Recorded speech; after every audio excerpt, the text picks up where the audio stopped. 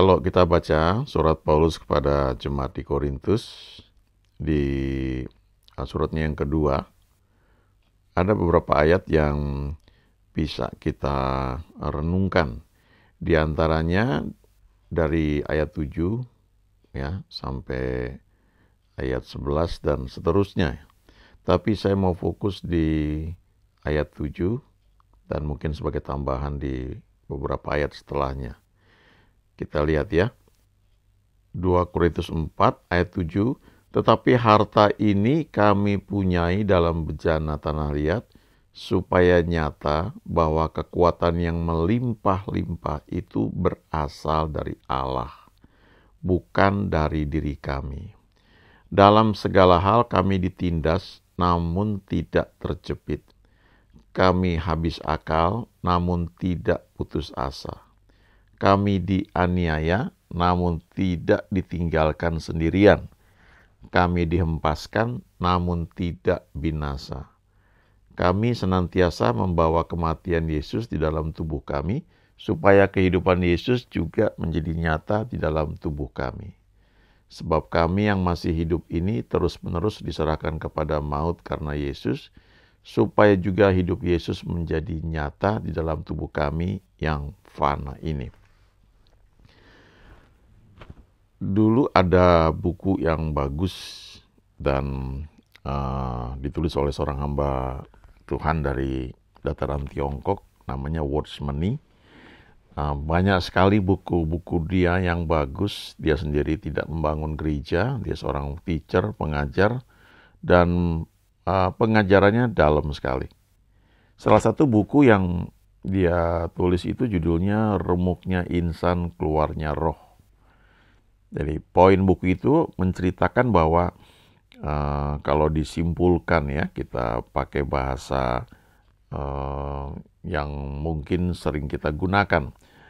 Ya, maksudnya kita yang sudah terima Tuhan Yesus itu, kita menjadi ciptaan baru. Roh kita ini adalah satu harta yang precious, sangat berharga, tetapi ada dalam bejana tanah liat, ya. Ada dalam satu wadah, di mana wadah itu terus-menerus harus diperbarui dan butuh waktu, butuh proses, kadang-kadang menghadapi banyak hal yang mungkin secara daging kita tidak suka, tapi tujuannya sebenarnya supaya kita itu bergantung kepada Tuhan yang ada di dalam hati kita, yang merupakan harta sesungguhnya. Makanya dikatakan di ayat 7 ini, harta ini kami punyai dalam bejana tanah liat. Jadi itu maksudnya dalam tubuh kita, gitu ya. Nah, tubuh ini sendiri bisa berfungsi ya karena ada jiwa, ya, jiwa manusia itu yang di dalamnya tuh ada pikiran, ya, cara berpikir, ada mindset, ada kumpulan kayak kalau dalam komputer tuh ada kumpulan program yang mengatur bagaimana kita bereaksi, ya, bagaimana kita itu bisa marah atau tidak, ya. Nah, itu mengontrol emosi kita dan kemudian mempengaruhi keputusan kita. Nah, ini semua jiwa yang lama ini yang perlu diperbarui.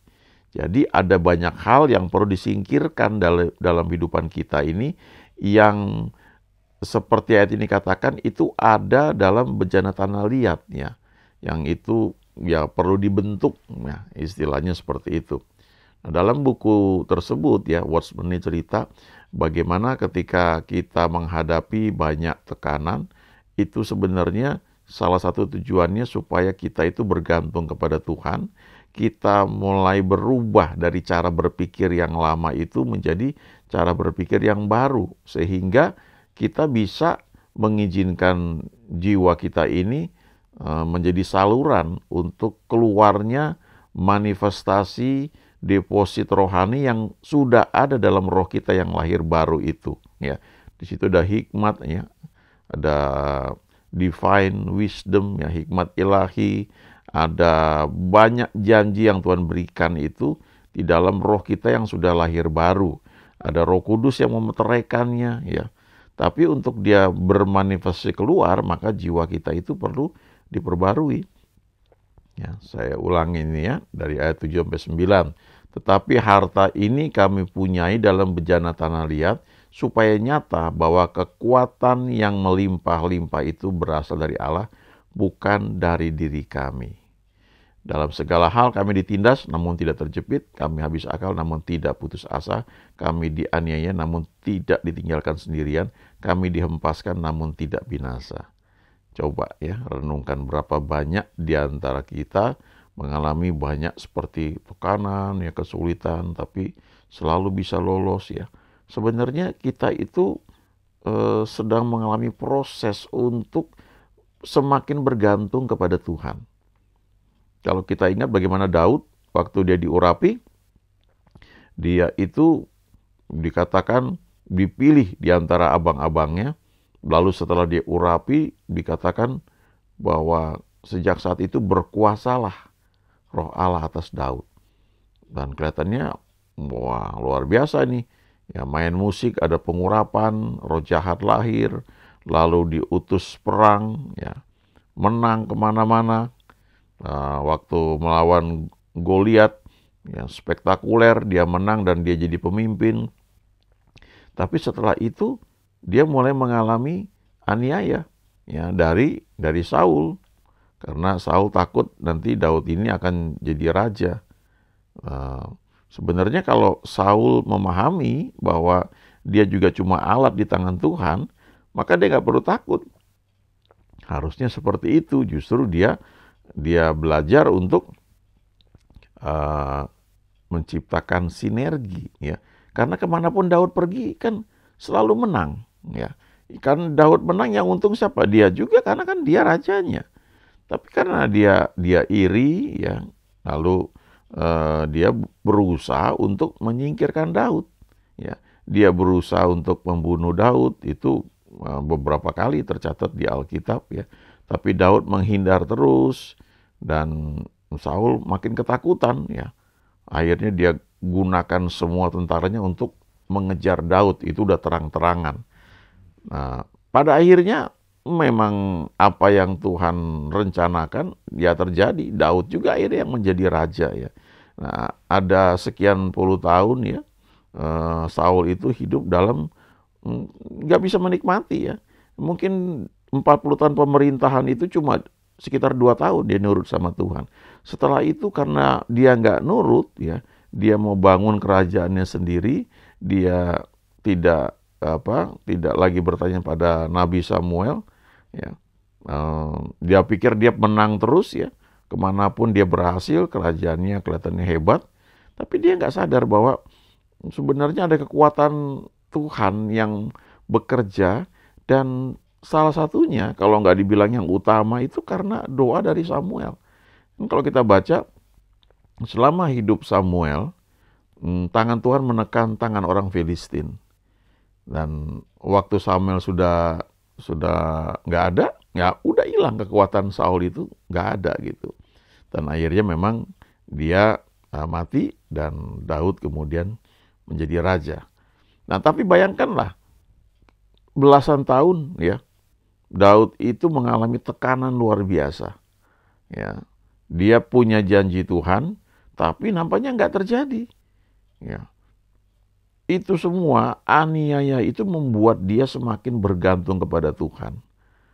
Ya, dikatakan di ayat 7 ini, tetapi harta ini kami punyai dalam bejana tanah liat, supaya nyata bahwa kekuatan yang melimpah-limpah itu berasal dari Allah, bukan dari diri kami.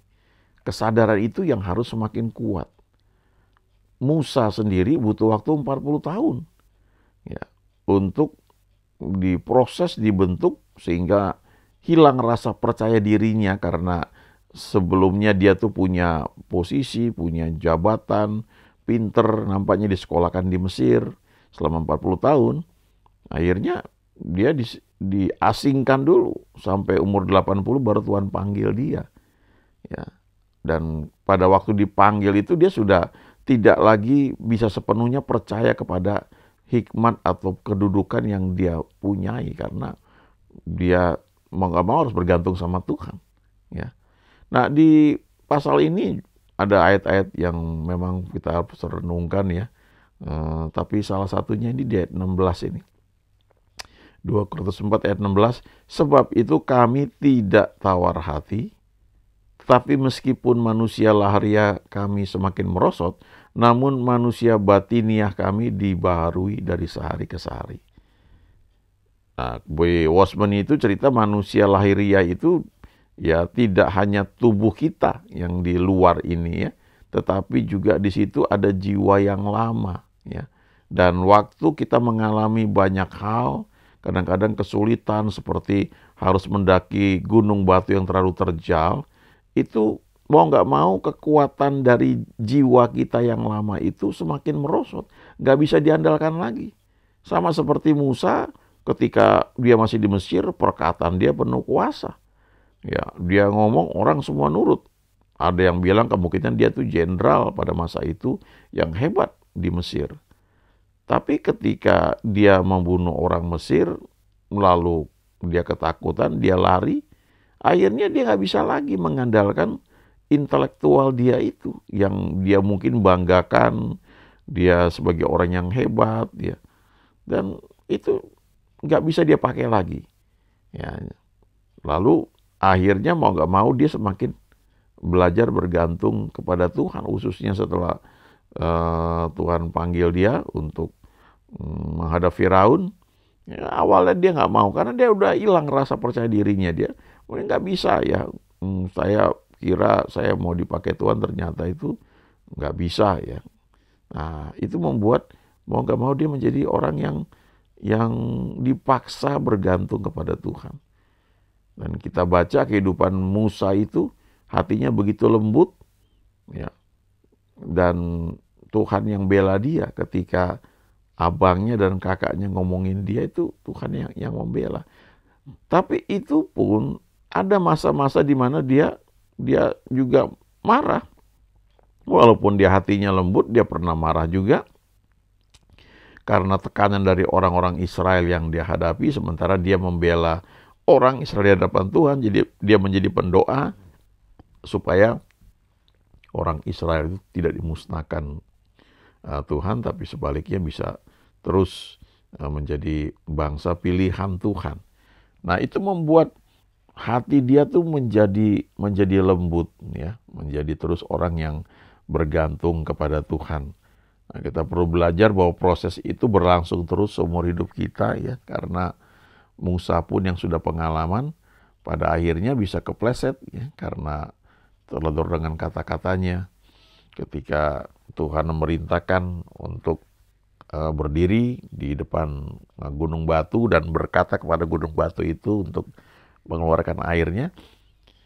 Dia dengan emosi dia pukul gunung batu itu dengan tongkat, dan tanpa sadar di situ ada satu kesombongan yang muncul karena merasa sebagai orang yang dekat dengan Tuhan, orang yang dipakai oleh Tuhan, orang yang melakukan banyak mujizat dengan tongkatnya tersebut, ya, membelah laut Teberau, kemudian banyak hal lagi yang dia kerjakan lewat tuntunan Tuhan. Tapi kali itu dia kepleset ya, dan akibatnya dia tidak bisa masuk tanah perjanjian. Nah, jadi kalau dikatakan di sini ayat 16, manusia lahiriah kami semakin merosot, itu tidak berarti harus selalu tubuh kita itu makin lemah. Ya betul juga ya, usia bertambah memang semakin lemah, tapi maksudnya ini kebergantungan kita kepada kemampuan lahiriah kita itu semakin turun. Kita punya skill, punya kemampuan, punya hikmat yang dari Tuhan, tapi dalam penggunaannya itu kita semakin bergantung kepada Tuhan, bukan pada kekuatan kita sendiri. Sebagian teaching yang kita dengar, apalagi kalau kita ikut pelajaran-pelajaran secara umum di sekolah, yang bukan berarti salah ya, seperti pengembangan diri, itu fokusnya kan pada diri kita ya. Ajarannya banyak dari Alkitab, tapi faktor Tuhannya itu disingkirkan. Fokusnya diri kita. Nah, sebaliknya ayat ini mengajarkan kita fokus kepada Tuhan. Kita tidak bergantung pada kekuatan kita sendiri. Saya lihat ada gambar ini ya, saya lupa ini dari mana, tapi saya pernah baca ada satu eh, wawancara yang ditulis ya, eh, ketika seorang wartawan bertanya ya kepada seorang pematung terkenal, kalau nggak salah namanya Michelangelo atau yang lain saya lupa ya. Jadi orang ini terkenal ketika dari sebongkah batu yang gede ya, dia bisa pahat itu menjadi patung yang bagus sekali ya, tanpa tambal sulam gitu. Yang dia buat itu adalah seperti gambar ini ya.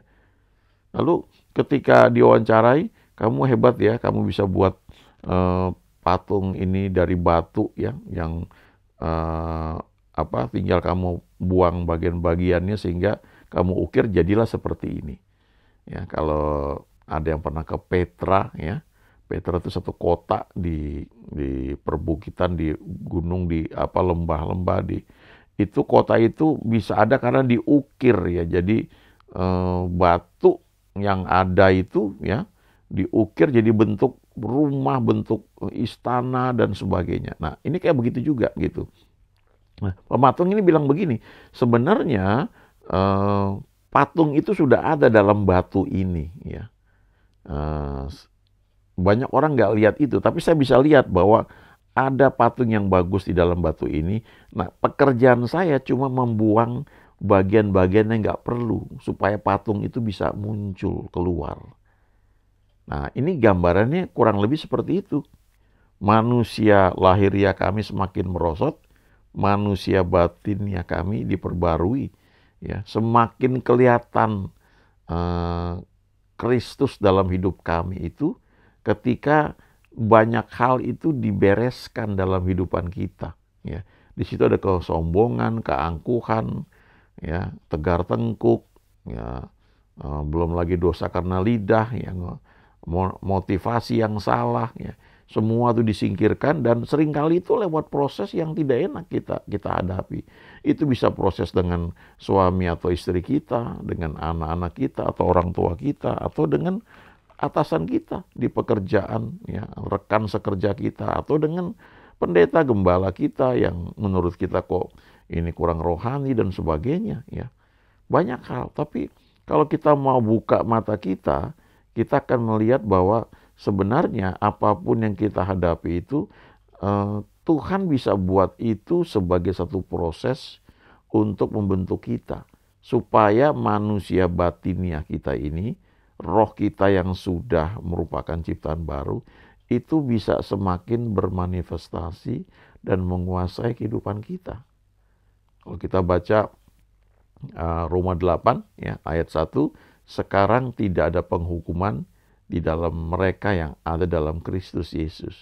Ya, itu cuma di situ ya, cuma sepotong itu ayatnya. Tapi kalau baca bahasa Inggrisnya dikatakan there is now no condemnation for those who are in Christ Jesus ya.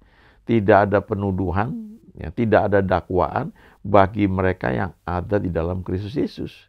Lalu ada kelanjutannya, who walk not after the flesh but after the spirit. Yang tidak berjalan menurut tuntunan daging, tuntunan manusia lama, tuntunan jiwa yang lama, tetapi bergerak menurut tuntunan Roh Kudus yang mengajari kita. Ya, jadi kalau kita terbiasa mengizinkan Tuhan untuk menuntun kita, maka ada damai. Ada damai sejahtera melampaui segala akal. Ada keteduhan. Walaupun secara logika kita nggak tahu ini bagaimana penyelesaian masalah ini. Ya. Wah, gimana nih? Saya punya kebutuhan dan saya nggak melihat ini jalannya seperti apa. Tapi jauh di kedalaman hati kita ada keteduhan yang luar biasa karena tahu Tuhan menuntun kita. Makanya di Roma 12 ayat 2 dikatakan jangan menjadi serupa dengan dunia ini, ya. Tapi berubah oleh pembaruan budimu, cara berpikirmu, mindset kamu harus berubah. Izinkan Roh Kudus mengubahnya sehingga kamu dapat membedakan kehendak Allah itu. Apa yang baik, apa yang berkenan kepada Dia, dan apa yang sempurna. Lalu kita memilih dengan sadar untuk ikut kehendak Tuhan yang sempurna. Dan itu yang paling baik, paling cocok, paling pas buat kita. Amin.